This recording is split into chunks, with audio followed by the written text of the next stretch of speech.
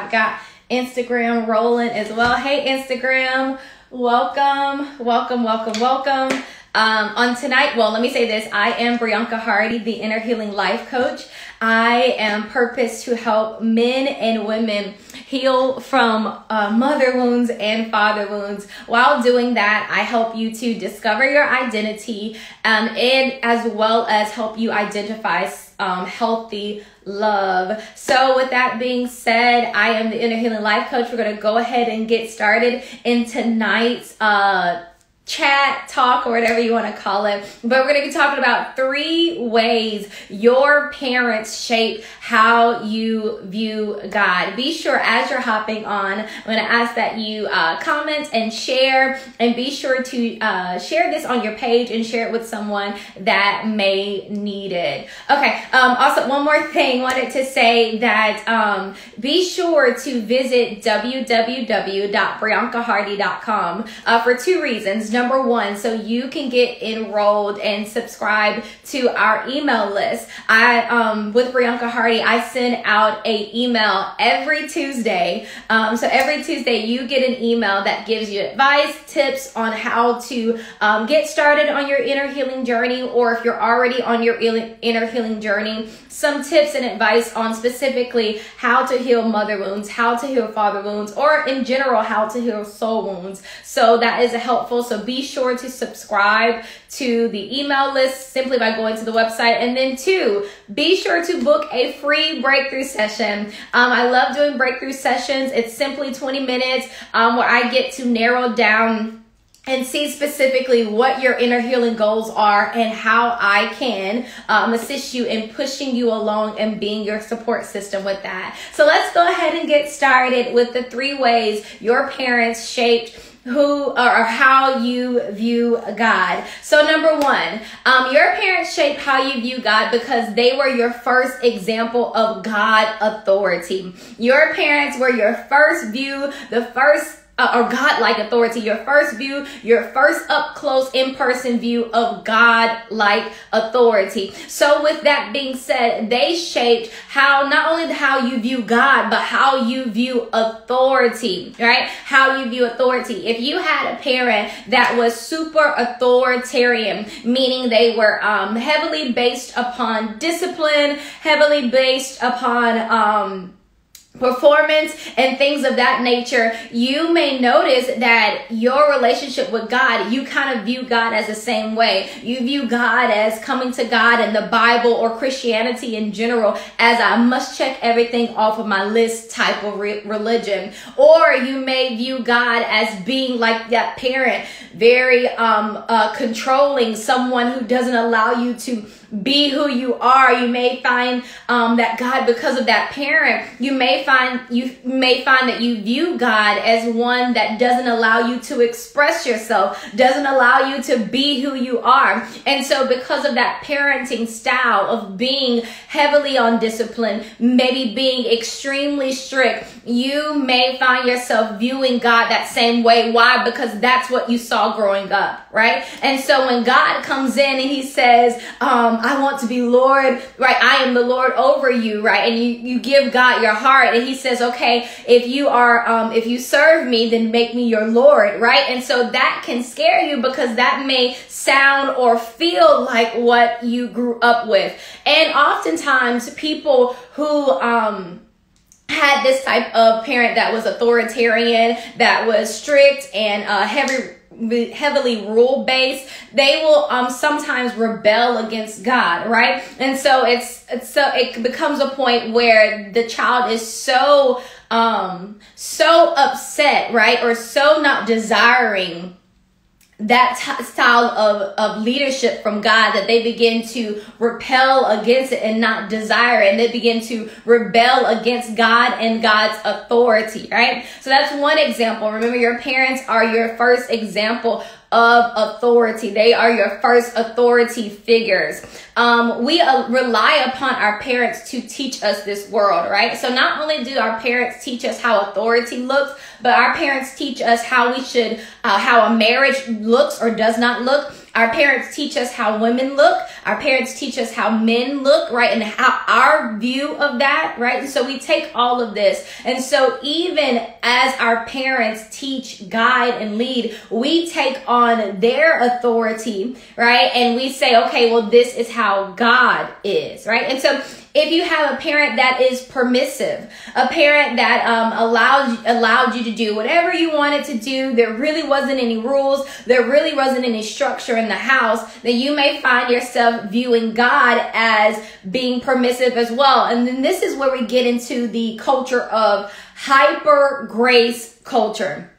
This is where we get into that hyper grace culture, where you find yourself in this culture that we have in the church, or part of the culture that we have in the church, this hyper grace, where it's like, oh, God will forgive me, which he will. When you have this hyper grace mindset because of having permissive parents, at some point God's grace runs out, right? And so if you have this hyper grace mentality because you have permissive parents, you're going to find yourself spiraling out of control and keep falling into sin, but you never learn from your sin because you're always chunking it up to, oh, God, right? God will forgive that and God will move on from that, right? And so that's another negative way that your parenting style, if your parenting style was your parents' parenting style were permissive, then you'll find that you'll kind of label God as being that as well, and have you to fall into this mindset of hyper grace culture.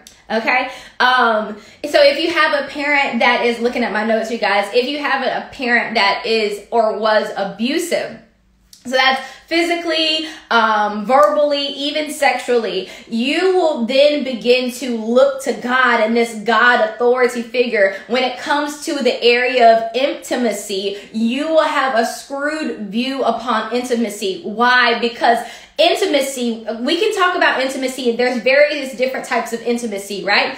And so verbal, right? We're talking about being abused verbally, physically, emotionally. Those are the three different forms of, there's 4 different forms of intimacy, but those are the 3 different forms right there. And so in that, if your parent was a parent that was abusive in any of those areas or all of those areas, when it comes to intimacy with God, you will find yourself not knowing how to handle that, not knowing how to be vulnerable with God, not knowing how to allow God to come in. Even, let's say, using specifically someone that was someone that had a parent that was verbally abusive, then right then words will be a strickening place. Words will be a hard place for you. So even when God begins to shower you with words of love and words of affirmation, you may find yourself struggling with receiving those words. Why? Because that place of intimacy was a hard place to stay in because you were abused by a parent in that area, right? And so having an abusive parent in the areas of abusive in verbal, physical, or even sexual abuse will screw how you view intimacy with God. You'll find yourself literally putting up a wall and not allowing God to be intimate, right?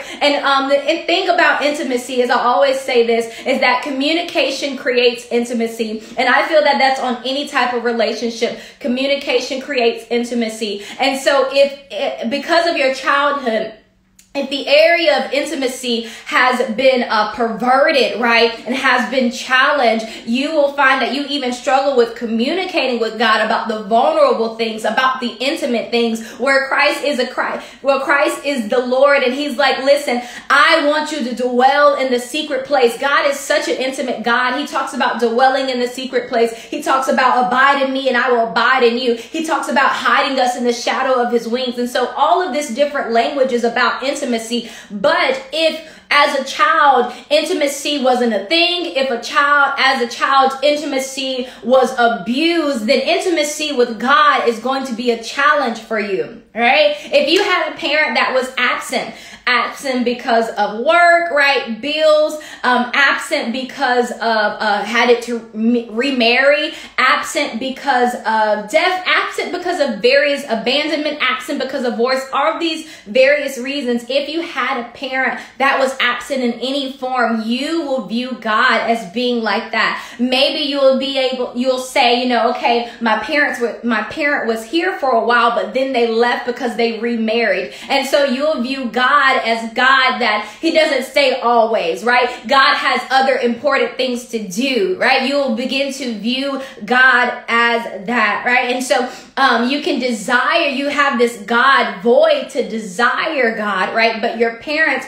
shaped and gave you this idea of who God was. And we look to our parents to model how we should operate in life, right? Even look to our parents, for those parents that grew up in the church. We look to our parents on how we should worship God. We look to our parents on how we should serve God. Did your parents tithe, right? If tithe was spoken about in the household, then likely you're going to do that same thing. Why? Because we model ourselves after our parents. So that's number one. Out of the three ways how you grew up or how you were parented shape who you are, the first way is that your parents were your first sign of God-like authority. Number two, one of the ways why we view how our parents shaped how we view God is we push our parents' errors and our parents' mistakes, we push that on God. So if our parents were absent, if our parents were authoritarian, if our parents were permissive, and they made errors and mistakes, which we all do, and they made errors and mistakes in being that good mother or being that good father, then we push those negative characteristics or positive characteristics as well, but we push them onto God, right? Let's talk about from a negative standpoint, right? If talking about speaking back about the intimacy portion, if your parents were abusive as it pertains to intimacy, then you push that upon God, right? And you feel in your heart that maybe God, if I tell him this, he won't handle it. If I tell him this, then maybe I have to be concerned about if this is shared with others, right? If I'm intimate with God, what's going to happen if I show God my true self? Is he still going to accept me? What happens if I tell God how I feel? Is he still going to accept me? So we have a challenge, and it's understandable because us as kids, we don't know how to separate our parents from God, right? And so because we don't know how to separate those negative experiences, because we don't know how to separate those hard experiences, we put them all together and we say, because our heart says this, our soul says this, because our parents were like this, then God must be like this. If we view our parents as being overcritical, then we say God must be overcritical. He must be a God that has lists, and we've got to check off every box. If we view our parents as if we had parents that were perfectionists or performance based, then we'll view God in the same way. Speaking on that performance based, if you had a parent that was performance based, then you'll find yourself, even as a Christian, focusing more on work, right, than faith, than combining the two. So you may be the person that says, well, in order to be pleased in the presence of God, then I must work and do all this stuff to be accepted. So I have to go to church every Sunday and I have to read my Bible every day. And you feel like you have to check off a list, right? But you forget the faith portion of faith without works is dead, right? Combining the two. So that's number two of why and how your parents shaped how you view God. Number one, they shaped how you view God because your parents were your first sign of God-like authority. Number two, your parents shaped how you view God because your parents' mistakes and your parents' error, by default, you push them onto God, right? And so then at that point, we have to find ourselves breaking down those walls, maturing up, getting started on our inner healing journey, breaking down those walls and going to God and say, God, I want to know you for myself. I want to discover you for myself. Help me to separate you from my parents. Help me to separate you and to have a God experience with just me and you. Help me and teach me to have an intimate relationship where it's just me and you and I know you for myself, where I get to have God father me for myself, where I get to have God mother me for myself, right? And so the thing is about God is he wants to have an intimate relationship with each of us. He wants to have a true bond and connection with each of us. He wants to have a one-on-one relationship with each of us. And sometimes that means crumbling your idea, right? If you have this negative view and negative idea of God based upon your parents, where you allow God to come in and do a corrective experience. Right? Inner healing, specifically inner healing, in the inner healing mother wounds and father wounds, is you allowing God to do a corrective experience where you allow God to come in and say, okay, yes, your father made errors in that way, but God is going to come in and be a good father. Yes, your mother have made errors in that way, but God is coming in and showing up as a good father, a good mother, right? And having a corrective experience. All right, moving on. Number 3, talking about the 3 ways that your parents shape your view of God. So number 3, God, because of your parents, right? Because of how you saw your parents give love and trust, that's how you view God's love and trust. Right? So if your parents were super affectionate, if your parents were very loving, they threw words of affirmation to you all the time, they always gave you gifts, right? Then that's how you're going to view God. You're going to view God as being this loving father. You're going to view God as a God that always gives great gifts, right? You view God in being a God of abundance, right? But if you grew up in a home where you didn't receive those words of affirmation, where you didn't receive hugs or touch and affection, where it was very cold, right? You're going to view God as the same way. So that could be even if you grew up in a home where tears were not allowed, where it was this kind of language of be quiet, shut up, or I give you something to cry about. You may go to God holding back tears when God is like, you can release it here. You can let it go here. You can pour out here. But if you grew up in a home, right, where love was kind of cold and love was kind of stricken, you will view God in the same way. You will view God's love as being cold. You will view God's love as I can't come to him as freely as I would like. You would view God's love with limitations upon it, right? And another example, if you're in your home, your parents only went to God when it came to when there were financial crises going on in the household, then you'll view God as I can only go to God as a money machine, right? And so the 3 characteristics of a father or a husband is to give identity, to protect, and to provide. Or if you grew up in a home where you only saw God, people going to God, you only saw mom, you only saw dad going to God when there was a financial crisis, then you will view God solely as a provider and not learn the love of his identity and not know your identity and not learn to love your identity. You will not learn to trust the provision of God. And so there you'll struggle with trusting, right, how God protects and how God provides and him giving you identity. So your parents, how they loved, how they showed love to each other, not just to you, but each other, what you saw in the household, right? What you saw, how you saw love exemplified. How you saw trust exemplified is how you're going to view the trust and love of God. If things in the household were a type of household of, what's the type of thing? What stays in the house, what happens in this house stays in the house, right? And then you may find yourself always blocking things in, always covering things up, not sharing it. And then you'll find yourself even in the presence of God when he's like, listen, I already know what's going on. I've seen what happened, but I want you to open up and share with me, right? God says, I want you to open up and trust me. You will find that you struggle in trusting God. You will find that you struggle in opening up to God and allowing God to love on you and allowing God to say, okay, you can trust me, right? You can share these hurtful details with me. You can share this painful moment with me and know that I will not mock you. I will not be angry with you, right? I won't abandon you, right? And so you can, when God says you can share your truth with me and I'll still be here. Right? You can share your truth with me and I won't reject you. You can share how you feel and I won't abandon or neglect you.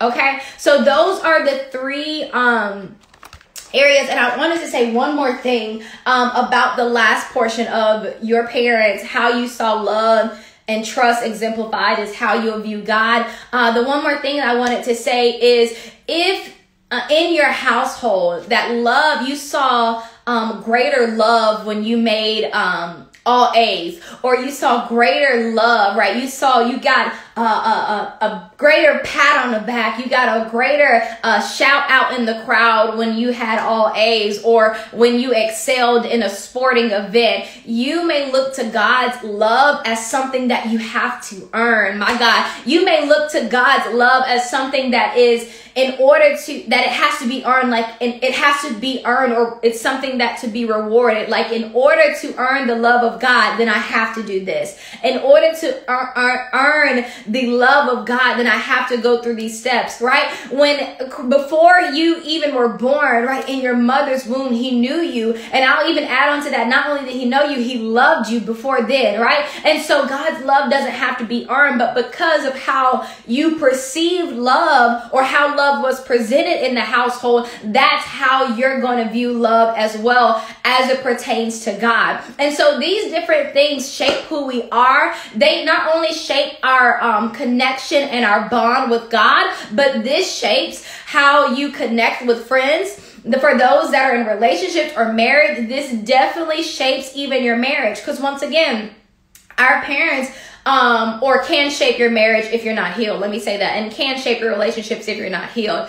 But our parents show us how things were supposed to be, right? They were our model. They were our structure, right? And so they showed us how love was supposed to be, right? Or supposed to be. They showed us how love, trust, worshiping God, all these different things, marriage, relationships, how friendships, how sibling relationships work. They showed us all these things up front and close. And so we, if not healed, if not we don't have a corrective experience, we will find ourselves repeating what we've seen, right? Repeating the patterns of what our parents has done. So it's up to us to have those corrective experiences. It's up to us to break down the walls and say, okay, I see that I saw this negative view of how love is presented. I see growing up that I saw this negative view of how trust should be earned. I saw this negative view of things. And so what I'm choosing to do, right? You have to tell yourself, I'm going to have a corrective experience. I am going to allow God to come in and be Father and teach me how a father should be, and teach me how a husband should be, and teach me what does it look like to have a father speak identity to you, to teach me what does it look like to have a father provide and protect, right? To allow God to come in, have a corrective experience, and be that mother, right? God, Holy Spirit wants to mother you. So that's when Holy Spirit comes in and teaches you, literally teaches you what it is to be a godly woman, to teach you what it is to be a godly man, to teach you what it is to look like a son of God, to teach you things, to nurture you back to a wholeness, right? To nurture you back in wholeness, to nurture you back in having a healthy view of love, to nurture you back to have a healthy view of trust, right? And then also allow God to nurture and comfort you, right? There are some areas where your soul, because of the wounds, simply need to be comforted, right? Simply need to be comforted in words of affirmation, simply need to be comforted in a touch, simply needed to be comfort in being built back up in your identity, or being built back up in the things of God, right? And so we got to have these corrective experiences, right? So that we can view God of how he intends us to view him, and how he intends us to view is to view him as a good father, to view him as a good mother. Scripture says that Christ is the great shepherd. And I love how it talks about this in Luke. It says that Christ is a great shepherd, and him being a great shepherd, Christ said, listen, I'm not like the hired help. He said the hired help, when a wolf comes, it runs, right? He said, but the great shepherd stands and fight for his sheep. And so that's what God wants to show you. In the corrective experience, when you say, okay, God, you can come in and father me, you can come in and mother me, God wants to show you how he does that as the great shepherd. When God says, listen, others may run away from you when danger comes, right? When pain comes, others may run away from you like the hired help, but because the good shepherd is there, the good shepherd will fight for you. So the good shepherd, I was listening to this song earlier, and it was talking about how God is relentless, right? And so God is not just the good shepherd, but he's a relentless pursuer, that he's pursuing our love, and he's pursuing our trust, and he's pursuing us so that we can heal and have deliverance. He's pursuing us so that inner healing can be our portion, right? And so it is critical in these three ways of in these three ways that your parents shaped who you were, and they shape how you view God. That if it was some painful areas, that if you if you had a performance-oriented parent, you've got to have a corrective experience. You've got to go back to God and say, God, I need you to tear down these walls because I view you as a performance-oriented God. Woo, that means that God, I view you as a God that only is going to accept me if I read my Bible today, right? And so God is not that type of God, right? He is a God, even if you had a parent that was really strict, right? Going back to the authoritarian parent that was really strict and never really allowed you to kind of just be yourself, you may find that you will struggle in how you hear God, right? If God says, listen, put on this funny movie, put on this silly movie, put on this comedy, and I'm going to speak to you through it, you may find that really difficult because you may view God as being strict, being cold, right? God's not funny. He's just to the point, and God's like, no, I am all of these things. I can be silly. I can be fun. I allow you to express yourself. I allow you to be yourself, right? So you have to have that corrective experience if in any of these areas that you had a negative experience growing up, right? So once again, let me go back over it. The three ways that your parents shaped your view of God. Your parents were your first example of God-type authority. Number two, you mentally push your parents' mistakes, your parents' errors, you push them onto God. And number three, the way your parents showed love and trust is how you view God's love and trust. Okay. And so those experiences may need to be corrected if any of these, it allowed you to reflect and you begin to notice, okay, yeah, I definitely had some moments where trust was broken. And so now I'm kind of on eggshells when it comes to trusting God, right? And so that is all that I am teaching on tonight. I hope that you enjoyed this quick teaching on tonight. Be sure, once again, to sign up for Brianca Hardy's emails. Subscribe to the email list by visiting www.briancahardy.com. And also be sure to register for a breakthrough session, right? 20-minute breakthrough session. Be sure to register for that. If you are a man or woman and you realize, okay, there is some things that I needed a corrective experience in. There are some areas where I really need to see how God is. Book a breakthrough session with me. If you say, okay, I definitely feel like there are some mother wounds that I am struggling with. I definitely feel like there are some father wounds I am struggling with. Hop on a breakthrough session call with me so we can get started, and I can at least give you some language. I can at least give you some tools to get started on your inner healing journey. All right. So thank you guys for connecting with me on tonight. Be sure to share this with others, and also remember to join me every Monday at 6:30 p.m. Central Standard Time. Also, be sure to stay locked in on my Instagram story and my Facebook story, because I'm always giving tips and advice there as well. And that is it. I hope you all have a great rest of your evening. Bye.